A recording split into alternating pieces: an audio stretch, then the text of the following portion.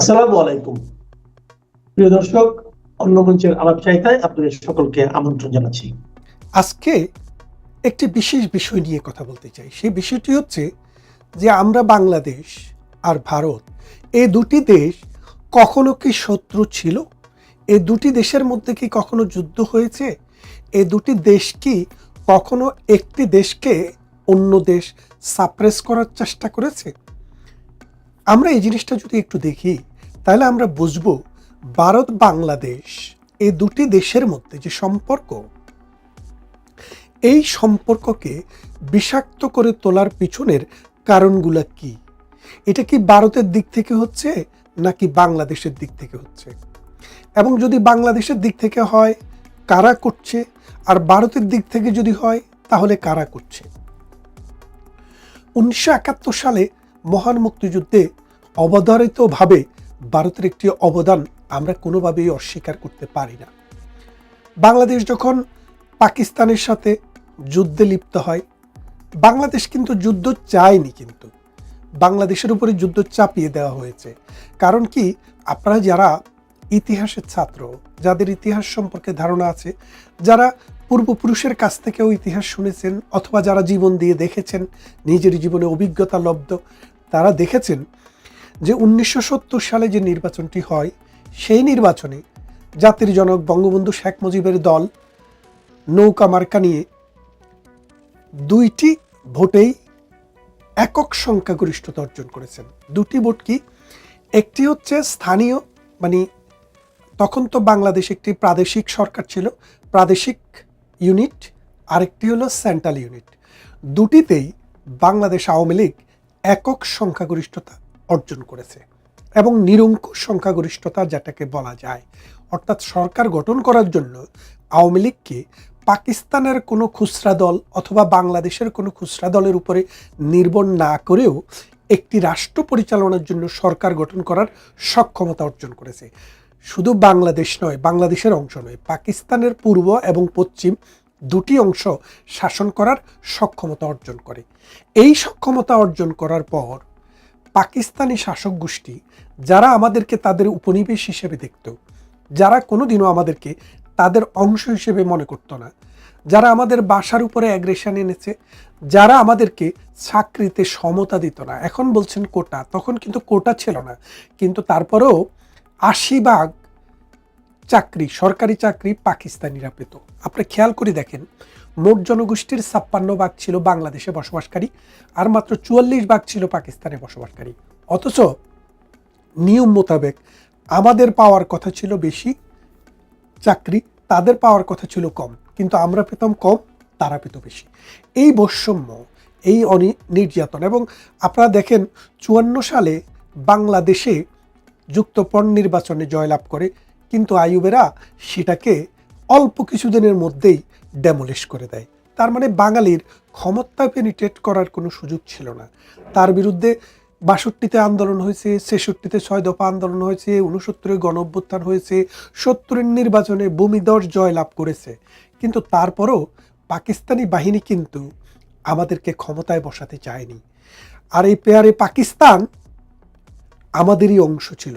1947-এর আগে ভারত থেকে বেরিয়ে আসার জন্য যে আন্দোলন, যে সংগ্রাম, এটা কিন্তু এই পূর্ব পাকিস্তানের মুসলমানেরাই করেছিল, পশ্চিম পাকিস্তানের মুসলমানরা কিন্তু করেনি। অথচ দেশ যখন পাকিস্তান পেল, তখন এই পূর্ব পাকিস্তানের মানুষের উপরেই কিন্তু সামরিক জাতাকল চালানো হয়েছে। তারপর 1970-এর নির্বাচনে আমরা বিশাল জয়লাভ করেও যখন ক্ষমতায় যেতে পারছিলাম না, তখন আমাদেরকে সাপ্রেস করার জন্যই পাকিস্তান কিন্তু বাংলাদেশে এসে যুদ্ধ ঘোষণা করেছিল, বাংলাদেশে এসে যুদ্ধ শুরু করেছিল। তার মানে বাংলাদেশের মানুষ মজলুম ছিল। এই মজলুমের উপরে জালেমের যখন অত্যাচার হয়, তখন সত্যিকার মানুষের দায় হচ্ছে তার পাশে দাঁড়ানো। ভারত ঠিক তখনই এসে এই বাংলার নির্যাতিত, নিপীড়িত, অত্যাচারিত মানুষের পাশে এসে দাঁড়িয়েছে। আর আজকের বড় লম্বা লম্বা কথা বলা জামায়াতে ইসলামী, যারা আল্লাহর আইন চায়, সৎলোকের শাসন চায়, সেটা কায়েমের জন্য, যারা মজলুমের পক্ষে, জালেমের বিপক্ষে দাঁড়ানোর কথা ছিল, তারা কিন্তু মুনাফিকের মতো সেদিন জালেমের পক্ষে গিয়ে দাঁড়িয়েছিল। 4জন মন্ত্রী নিয়ে এই পূর্ব বাংলায়, যেটা এখনকার বাংলাদেশ, সেখানে নির্যাতনের এমন কোনো জাতাকল বাকি রাখেনি জামাতে ইসলামী বাংলাদেশকে, যার কারণে এই ভারতীয় বাহিনী এবং বাংলাদেশের যৌথ বাহিনীর কাছে 1971 সালে 16ই ডিসেম্বর নাকে খত দিয়ে পরাজয় বরণ করতে হয়েছিল। আপনারা যদি বাংলাদেশের মুক্তিযুদ্ধের সংজ্ঞা দেখেন, সেখানে লেখা আছে মুক্তিযুদ্ধ হচ্ছে যারা পাকিস্তান বাংলাদেশের যুদ্ধে জামাতে ইসলামী, পাকিস্তান সেনাবাহিনী, নেজামে ইসলামী, জামাতে ইসলামী, মুসলিম লীগ, আল বদর, রাজাকার, আল শামস এবং শান্তি বাহিনীর বিরুদ্ধে যারা যুদ্ধ করেছে তারা হলো মুক্তিযোদ্ধা। তাইলে বোঝেন, মুক্তিযুদ্ধ মানে হচ্ছে জামাতের বিরুদ্ধে যুদ্ধ করা, মুক্তিযুদ্ধ মানে হচ্ছে আল শামসের বিরুদ্ধে, রাজাকারের বিরুদ্ধে, মুসলিম লীগের বিরুদ্ধে যুদ্ধ করা মানুষরা, যারা যুদ্ধ করে তাদেরকে পরাজিত করেছিল। আর এই ভারত, এই যে মহাভারত, এই মহাভারত বাংলাদেশের পক্ষে বন্ধুর মতো এসে দাঁড়িয়েছিল।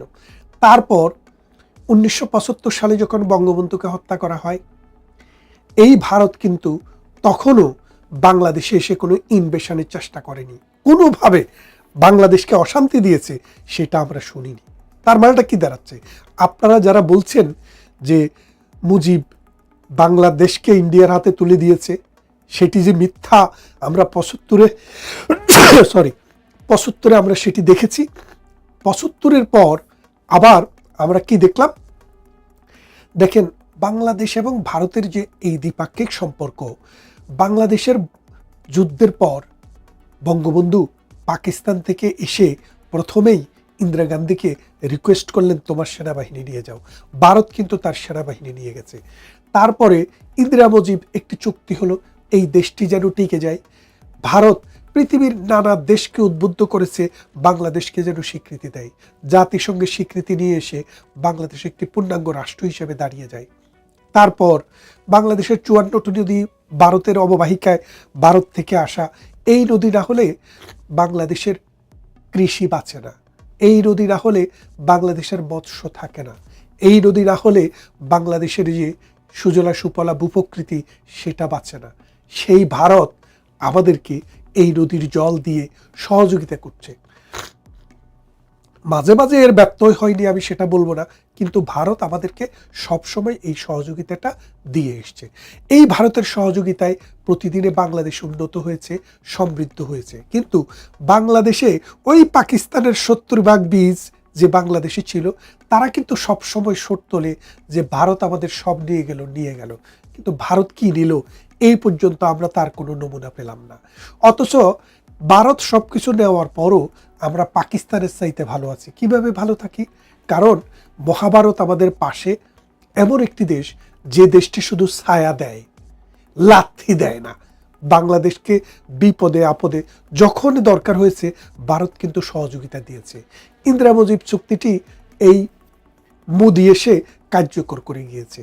তাহলে আপনি দেখেন, বাংলাদেশের যে কোনো দুর্বিপাক, দৈব দুর্বিপাকে, বাংলাদেশ পার্বত্য চট্টগ্রামে অশান্তি ছিল, সেটার জন্য ভারত যথেষ্ট সহযোগিতা করেছে যেন একটি শান্তি চুক্তি হয়। বাংলাদেশে যখন নদীতে পানির সমস্যা হয়, ভারত তখন গঙ্গার পানি চুক্তি করে 30 বছরের জন্য বাংলাদেশকে পানির ব্যবস্থা করে দিয়েছে।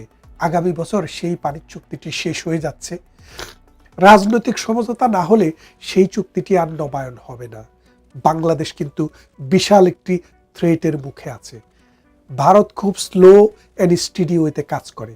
ভারত দেন এন্ড দেয়ার কিছু করবে না। আগামী বছর যদি এই চুক্তিটি না হয়, তাহলে বাংলাদেশে মরুকরণ এবং খাদ্যের স্বয়ংসম্পূর্ণতা কোথায় গিয়ে দাঁড়ায় সেটা আপনারা দেখতে পাবেন। এই মৌলবাদী চক্র বাংলাদেশে যারা পাকিস্তানের যারা দালাল ছিল, কোলাবোরেটর ছিল, এবং যারা চিন্তায় এবং চেতনায় মধ্যযুগীয়, যাদের মধ্যে ইসলাম ধর্মের ন্যূনতম রেশ নেই। আমরা 71-এ দেখেছি তারা আমাদের নারীদেরকে কিভাবে ধর্ষণ করেছে, কিভাবে অত্যাচার নির্যাতন এক মুসলমান আরেক মুসলমানের উপরে করেছে। ইন্ডিয়া তার 1000 ভাগের 1 ভাগও কোনোদিন আমাদেরকে দেখায় নাই। অথচ এই মৌলবী, এই মোল্লা, এই ধর্মান্ধ, এই সাম্প্রদায়িক শক্তি সব সময় ভারত বিরোধী একটা বীজ বপন করে। প্রধানমন্ত্রী শেখ হাসিনার যে ভুলটি সবচেয়ে বড় ছিল, বাংলাদেশে অলিতে গলিতে আনাসে কানাসে মাদ্রাসা দিয়ে প্রত্যেকটা মাদ্রাসা থেকে মৌলবাদী উৎপাদন করে তার নিজের কবর রচনা করেছেন। আমরা বুদ্ধিভিত্তিক চিন্তা চেতনার মানুষেরা বহুবার বলেছি এই মাদ্রাসাকে কন্ট্রোল করতে হবে। আপনারা মেজবা কামালের একটি বক্তৃতা দেখে থাকবেন, 10 বছর আগে তিনি বলেছেন যে ঢাকা বিশ্ববিদ্যালয় একটি উচ্চতর মাদ্রাসায় পরিণত হয়েছে, এটার পরিণতি খুব ভয়াবহ হবে। সেই পরিণতি প্রধানমন্ত্রী শেখ হাসিনা দেখেছেন। তিনি কবিতার ভাষায় বলতেছেন, আপনি যদি কবিতা শুনতে ভালো না বাসেন, সমুদ্রের গর্জন শুনবেন।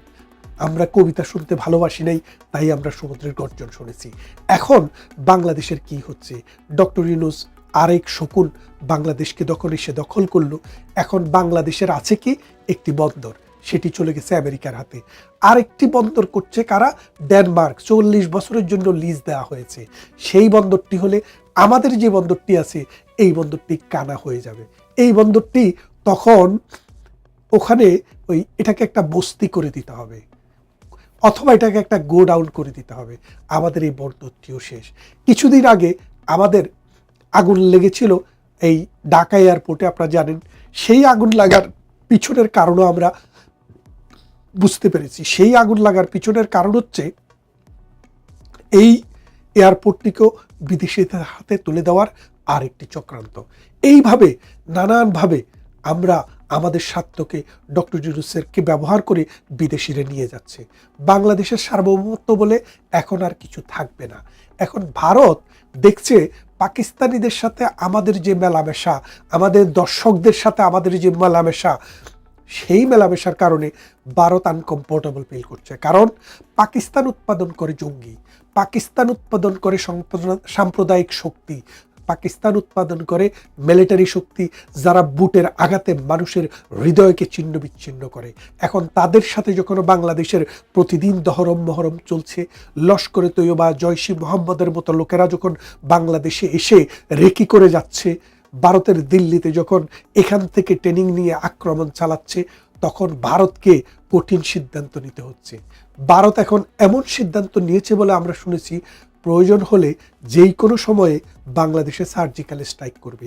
এই সার্জিক্যাল স্ট্রাইকের মাধ্যমে মৌলবাদী স্থাপনা ধ্বংস করবে, মিলিটারি স্থাপনা ধ্বংস করবে। এর ফলে বাংলাদেশে যেটুক শক্তি আছে সেটুকু নিঃশেষ হয়ে যাবে। বাংলাদেশ এই গঙ্গা পানি চুক্তিটাও শেষ হয়ে যাচ্ছে, খাদ্য উৎপাদনও কমে যাবে। আস্তে আস্তে বাংলাদেশ একটি দুর্ভিক্ষের দিকে যাবে। লক্ষ লক্ষ মানুষের চাকরি এখন নাই হয়ে গেছে। রিক্সাওয়ালা, ঠেলাওয়ালা, গাড়িওয়ালা, তাদের জীবন এখন হাহাকার চলছে। এবং গার্মেন্টস শ্রমিক, যারা নিম্ন আয়ের মানুষ, তাদের শত শত গার্মেন্টস বন্ধ হয়ে যাওয়ার ফলে বাংলাদেশে এখন হাহাকার নেমে এসছে। এই হাহাকার, এই অনাচার, এই অত্যাচার, এই নির্যাতন, নিপীড়নের মধ্যে একটি দেশ কতটুক সামনের দিকে যাবে? মৌলবাদীদের এই খপ্পরে যদি বাংলাদেশ সত্যিই পড়ে যায়, তাহলে এই বাংলাদেশের সীমান্ত আর রক্ষিত থাকবে না, এই বাংলাদেশের অখণ্ডতা আর থাকবে না, স্বাধীনতা আর থাকবে না। তাই আমাদেরকে এখনই সিদ্ধান্ত নিতে হবে বাংলাদেশ কোন দিকে যাবে। ভারত মহাশক্তিধর একটি রাষ্ট্র। এখন পাকিস্তানের এমন কোনো শক্তি নেই, বাংলাদেশকে যদি ভারত আক্রমণ করে সে এখানে এসে পেনিট্রেট করবে, নাক গলাবে, কারণ তার সীমানায় এখনও রক্ষিত। তেহরিকে তালেবান প্রতিদিন কুড়িতে কুড়িতে, গন্ডায় গন্ডায় মারছে পাকিস্তানি বাহিনীকে। তাহলে আপনারা বোঝেন আজকের বাংলাদেশ ডক্টর ইউনূসের বদলতে, মৌলবাদী চক্রান্তের বদলতে কোন জায়গায় গিয়ে দাঁড়িয়েছে আপনারা বোঝেন। এখন আপনারা যদি আপনাদের চিন্তায়, আপনাদের চেতনায়, আপনাদের বোধে যদি পরিবর্তন আনতে না পারেন, সামনে আপনাদের জন্য রয়েছে ক্ষুধা, দারিদ্র, আপনাদের জন্য রয়েছে দুর্ভিক্ষ, আপনাদের জন্য রয়েছে গৃহযুদ্ধ। এই অবস্থায় বাংলাদেশ যে ডেন্সলি পপুলেটেড একটি কান্ট্রি, আপনারা দেখেন 18 কোটি মানুষ ছোট্ট একটু জায়গায় বসবাস করে, পৃথিবীর অন্য যেই কোনো দেশের চাইতে বেশি ডেন্সলি পপুলেটেড। সেই জায়গাটি আজকে এই ডক্টর ইউনূস যেভাবে নিয়ে যাচ্ছে বাংলাদেশের মানুষকে, সবাইকে ঋণগ্রস্ত করার জন্য, গ্রামীণ ব্যাংকের গ্রাহক করার জন্য, সবাইকে ফকিন্নি বানিয়ে গ্রামীণ ব্যাংকের গ্রাহক করার জন্য ডক্টর ইউনূস যেখানে আপনাদেরকে নিয়ে যাচ্ছে, সেখান থেকে আপনারা ফিরে আসতে পারবেন না যদি না এখন সচেতন হই আমরা। তাহলে দেখেন যে ভারত কতদিন সহ্য করবে? বাংলাদেশে তার নিঃশ্বাস ফেলবে নাগিনীর মতো তার চারদিক দিয়ে, তার বিশাল এই সীমানা জুড়ে। তাহলে ভারতকে উদ্যোগ নিতে হবে। সেই উদ্যোগে বাংলাদেশে যদি একটি যুদ্ধ অবস্থা তৈরি হয়, উৎপাদন ব্যাহত হবে, বৈদেশিক সম্পর্ক নষ্ট হবে, মানুষ দরিদ্র থেকে দরিদ্রতর হবে, আর এর ফলশ্রুতিতে এটা হবে সোমালিয়া, এটা হবে রুয়ান্ডা, এটা হবে আফগানিস্তান, এটা হবে লিবিয়া, সিরিয়া। এই অবস্থায় আমরা কি আলিঙ্গন করব, নাকি ডক্টর ইউনূসের মতো এই বিশ্ব বাটপারকে আমরা শিক্ষা দেব? সেই সিদ্ধান্ত আমাদেরকেই নিতে হবে। মহাভারত আগেও আমাদের সাথে ছিল, ভবিষ্যতেও আমাদের সাথে থাকবে বলে আমরা বিশ্বাস করি। কারণ প্রগতিশীল অসাম্প্রদায়িক চেতনার গণতান্ত্রিক মানসিকতার যে বলয়, সেই বলয়, বুদ্ধিভিত্তিক শ্রেণীর যে বলয়, সেই বলয়ের সাথে মহাভারত সবসময় ছিল, ভবিষ্যতেও থাকবে। অন্তর্বর্তী সরকারের বিভিন্ন কর্মকাণ্ড কোনো অবস্থাতেই আমাদেরকে সন্দেহের বাইরে থাকতে দিচ্ছে না। নতুন যে বিতর্কের সৃষ্টি করেছে, অন্তত আমি মনে করি সেটি হচ্ছে এই মুহূর্তে অন্যতম তুমুল বিতর্কিত ব্যক্তি, বলা যেতে পারে অনেকখানি রহস্য পুরুষ, ডক্টর আলী রিয়াজকে বিশেষ একটি দায়িত্ব দেওয়া হয়েছে। তিনি নাকি বাংলাদেশের রাজনীতির দেখভাল করবেন। বরং গণমাধ্যমে যেভাবে এসেছে তার অংশবিশেষ আপনাদের সামনে তুলে ধরি, তারপর নয় কিছু কথা বলবো। বলা হচ্ছে রাষ্ট্রবিজ্ঞানী ডক্টর আলী রিয়াজ এবার রাজনীতি সামলাবেন, খোঁজ খবর রাখা সহ নজর রাখবেন রাজনীতির গতিপথের উপর। বিশেষ করে নির্বাচনকে সামনে রেখে রাজনীতি কোন দিকে মোড় নেয় সেদিকেই বিশেষ নজর থাকবে তার। আপাতত এই দায়িত্ব দেওয়া হয়েছে প্রফেসর আলী রিয়াজকে। কে দিলেন তাকে এই দায়িত্ব, আর কি উদ্দেশ্যে তাকে এই দায়িত্ব দেওয়া? রাজনীতির বাইরে থাকা একজন বিশেষ ব্যক্তি পুরো দেশের রাজনীতির দেখভাল করবেন, এটা কেমন কথা? আর এটা তো কোনো রাজনৈতিক সরকারও নয়, যেই সরকারের প্রধানের একজন রাজনৈতিক সচিব বা রাজনৈতিক দেখভাল করার মতন একজন ব্যক্তির প্রয়োজন আছে বিশেষভাবে। রাজনীতি কোন দিকে মোড় নেয় এটিও বা কি বোঝানো হচ্ছে? মানে রাজনীতি কোন দিকে মোড় নেয়, পাকিস্তানপন্থী হয়ে ওঠে নাকি মার্কিনপন্থী হয়ে ওঠে নাকি ভারত কেন্দ্রিক হয়ে ওঠে, এগুলো তিনি বিবেচনা করবেন। বিবেচনা করে তিনি কোন দিকের সমর্থন দিবেন, বিষয়টি আসলে কি? বাংলাদেশ কেন্দ্রিক তো আর কোনো রাজনীতি নেই যদি বাস্তবতা। এবং আগে বলেছি এগুলো রাজনৈতিক সরকারের কাজ। রাজনৈতিক সরকারে যারা রাজনৈতিক প্রধান থাকেন বা বিভিন্ন দলীয় প্রধান থাকেন বিভিন্ন দলের, তাদের রাজনৈতিক সচিব থাকতে পারে, রাজনৈতিক উপদেষ্টা থাকতে পারেন। যেমন শেখ হাসিনার রাজনৈতিক সচিব ছিলেন একসময় সাবের হোসেন চৌধুরী, বেগম খালেদা জিয়ার রাজনৈতিক সচিব ছিলেন একসময় হারিস চৌধুরী। এমন থাকতেই পারে, সেখানে নানান ধরনের পদ ক্রিয়েট করা লাগতেই পারে। কিন্তু ডক্টর মোহাম্মদ ইউনূস, তার কেন একজন রাজনৈতিক উপদেষ্টা বা রাজনৈতিক সচিবের প্রয়োজন রয়েছে? মাথায় ঠিক ঢুকছে না। তাহলে তিনি কি আসলে কারোর বিশেষভাবে আদিষ্ট হয়ে এই পদে গেলেন? সেটা যুক্তরাষ্ট্র হোক বা অন্য কেউ হোক। বিষয় হচ্ছে যে অনেকে বলেন তিনি মার্কিন এজেন্ট হয়ে এই বাংলাদেশ এবং বাংলাদেশ সরকারের সঙ্গে কাজ করছেন। একসময় এই ভদ্রলোককে অনেকেই পছন্দ করতেন। পরবর্তীতে এসে তার যে ভূমিকা তা অনেক প্রশ্ন তৈরি করেছে। জাতীয় ঐক্যমত্য কমিশনের যে কার্যকলাপ বা কর্মকাণ্ড গত 8-9 মাস ধরে, সেগুলো আমরা দেখেছি। এবং শুরু থেকে বলে আসছিলাম এই যে জাতীয় ঐকমত্য কমিশন, এটা আসলে কিছুই নয়, শুধুমাত্র টাইম পাস করা, রাজনৈতিক দলগুলোকে ব্যতিব্যস্ত রাখা, সাধারণ মানুষকেও তাদের দৃষ্টির যেই মূল দৃষ্টি সেখান থেকে সেটিকে ডাইভার্ট করে এই সব বিষয়ের উপরে নিবদ্ধ রাখা, এরকম কথা আমি শুরুতেই বলে আসছি। সংবিধান বিশেষজ্ঞ না হয়েও তিনি সংবিধান সংস্কার কমিশনের সভাপতির দায়িত্ব পালন করলেন।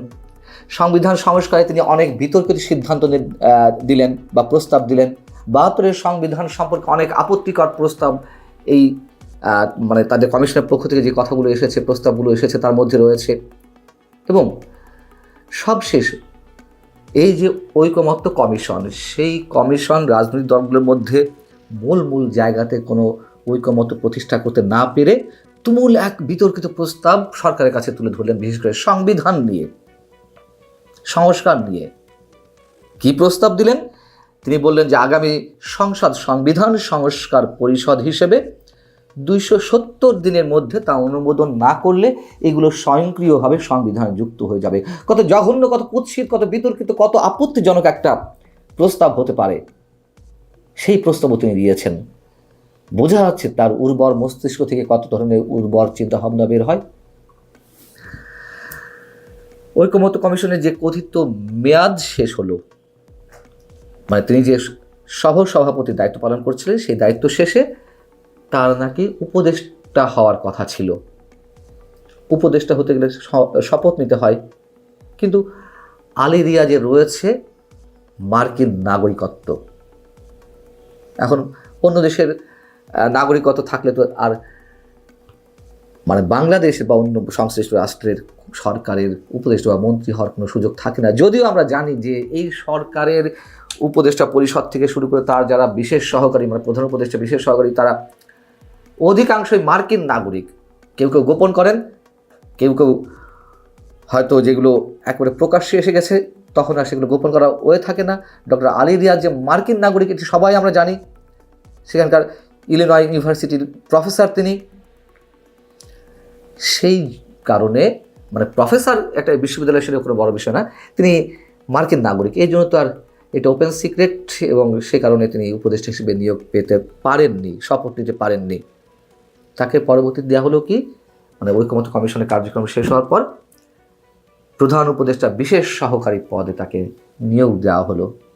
এখন প্রধান উপদেষ্টা বিশেষ সহকারীদের এক এক ধরনের দায়িত্ব থাকে, এক এক ধরনের কাজ থাকে। এমন কোনো কাজ নেই যে তাকে দেওয়া যেত। এখন তাকে রাজনৈতিকভাবে মানে দেশের সব কিছু দেখভালের দায়িত্ব দেওয়া হবে, রাজনৈতিক কর্মকাণ্ড। কি অদ্ভুত, কি ভয়ঙ্কর একটি সন্দেহজনক দায়িত্ব দেওয়া হলো তাকে। এগুলো হালকাভাবে নেওয়ার কিছু নেই। প্রথমেই বললাম বাংলাদেশের রাজনীতি নির্বাচনকে কেন্দ্র করে কোন দিকে মোড় নেয়, এই সব দিক তিনি বিবেচনা করবেন, তিনি তার দেখভালের মধ্যে, দায়িত্বের মধ্যে নিয়ে আসবেন। কোন পন্থী হয়ে তিনি কাজ করছেন, কাজদের এজেন্ডা বাস্তবায়নে তিনি কাজ করছেন, এরকম অনেক প্রশ্ন আমাদের মনে জাগতেই পারে। এবং এই উপদেষ্টা পরিষদের মধ্য থেকে তো দুজন পদত্যাগ করবেন আমরা এখনো পর্যন্ত জানি। যদি নাও করেন, নির্বাচনকে সামনে রেখে তারা যদি নির্বাচন করেনও মানে দায়িত্ব থেকে, তাতেও মানুষের কিছু বলার থাকবে না। যা ইচ্ছা তাই তো করছে এই সরকার। কারোর সমালোচনা, কারোর প্রশ্নকে তারা তোয়াক্কা করছে না। যেটুকু জানা গেছে যে হয়তো করবেন বা করতে হবে আসিফ মাহমুদ সজীব ভুঁইয়া এবং ছাত্র উপদেষ্টাদের মধ্যে অন্যতম মাহফুজ আলমকে। এর বাইরেও শোনা যাচ্ছে যে কিছু রদ বদল হতে পারে। এখন এই রদ বদলের মধ্য দিয়ে কেউ কেউ পদত্যাগ করবেন, কাউকে কাউকে সেখানে রিপ্লেস করা হবে, সেই ব্যক্তিগুলো বা কারা, এরকম নানান ধরনের প্রশ্ন এর মধ্যে তৈরি হচ্ছে।